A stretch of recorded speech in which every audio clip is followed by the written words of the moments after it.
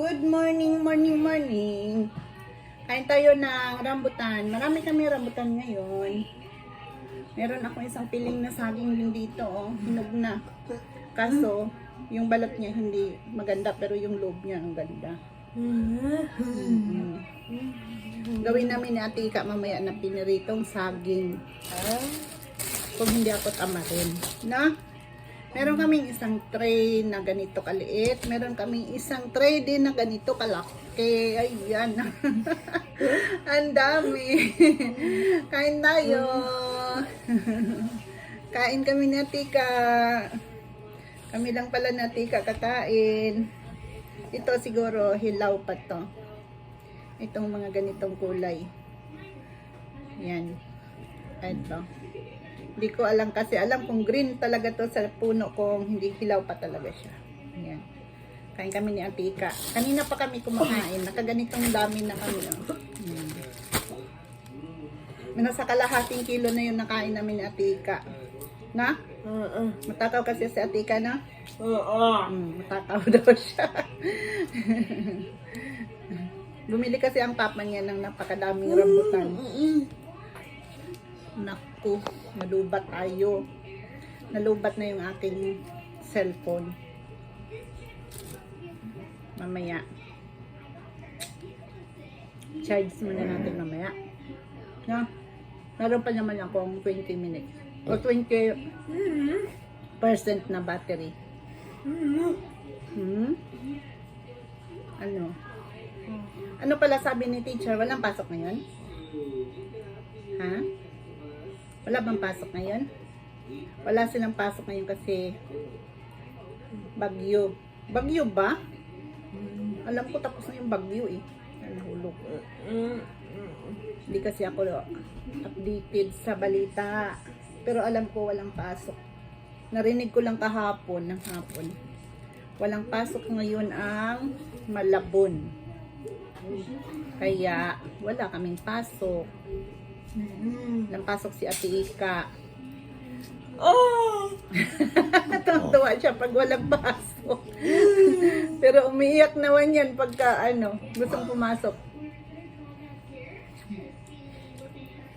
Tapos marami akong ginagawa.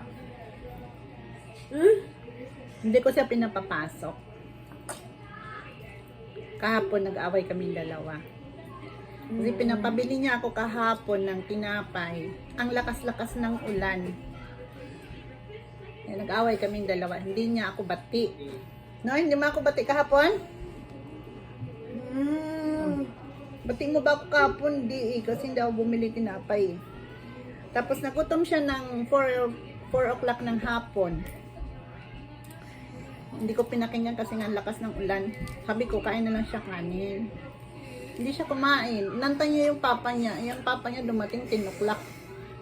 So, ibig sabihin, hindi siya gutom. Na?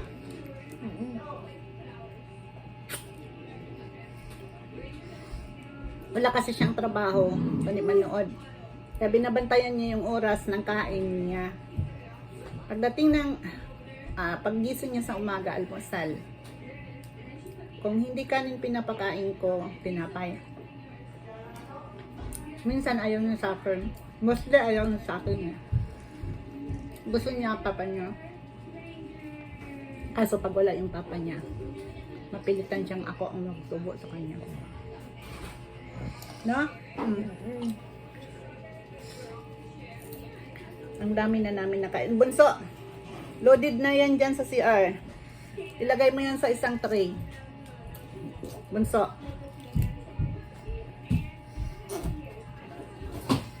Yung aking labahin hindi nang tapos-tapos. Kasi umuulan. Puno na nung akong sampayan.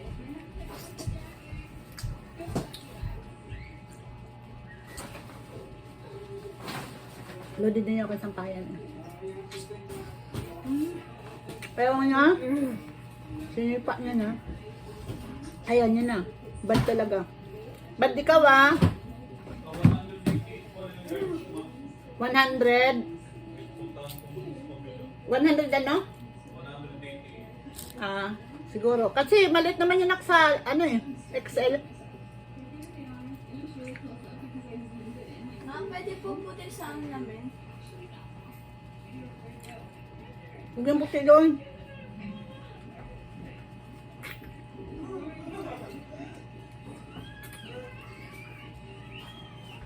Abusog na tuloy ako. Abusog na ako sa kinain namin. Biniwanan ako ng isa. Ayaw niya na daw. Kumain kasi yun ng tinapay. Siguro busog na. Ayaw niya na. Bye-bye na.